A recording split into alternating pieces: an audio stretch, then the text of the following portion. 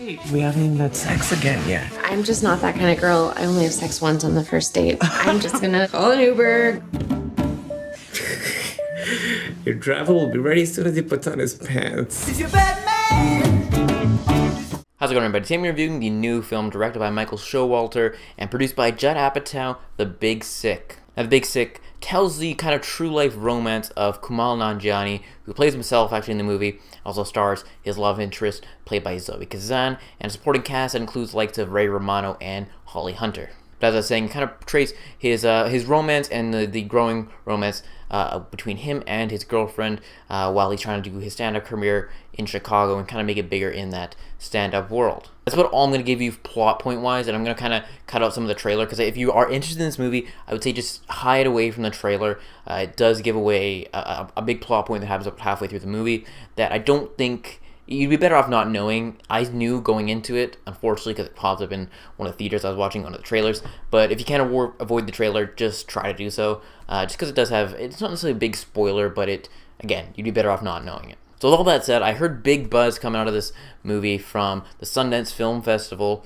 back at the beginning of this year, and I know Amazon Studios, I believe, purchased the movie from Sundance, and good, I mean, it's hard to say Oscar contention when you're just in, the end of June here. But this one I heard potential talks, it could be an Oscar one, who knows. But it's so refreshing when you get a good comedy film, because it seems like a lot of them are misses these days with Baywatch and just some other movies coming out this year, Fist Fight. They haven't really hit home like comedy should be. There hasn't been these great comedies. And I think this romantic comedy, that is one that really, really works, and it's much credit to one of the writers and stars of the movie with Kumail Nanjiani. What the movie does a great job of doing is kind of subverting the tropes of your typical rom-com, and it does that very well, like I said, with the kind of the middle of the movie, kind of when it shifts in a different direction.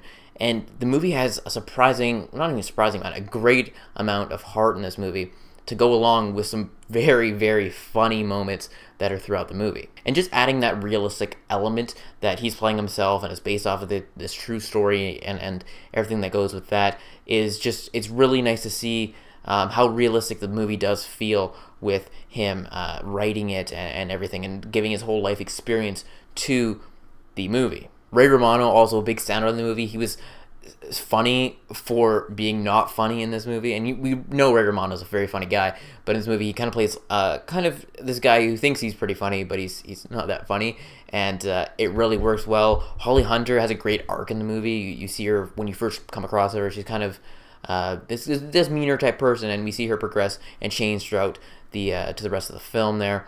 And just even the supporting cast that are with Kumail as he's doing his stand-up friends, and all that's going on with that aspect of it is really good as well. Another big plus of this movie, though, is also the family dynamic, where you have these two different ideologies, and how one, Kumail, for coming from a Pakistani type religion and being from Pakistan and everything like that, and coming with all the arranged marriage and how the family has to follow these set of rules, where Zoe Kazan's family is more of the typical American family, and you get to see the different dynamics of it, and it creates for a lot of humor situations, especially with Kumail's family and how he always needs to have these arranged marriages, and they keep setting him up with different people over and over and over again. It's a great bit, and you think it could get old at times. It's like, oh, we're going over this again and again.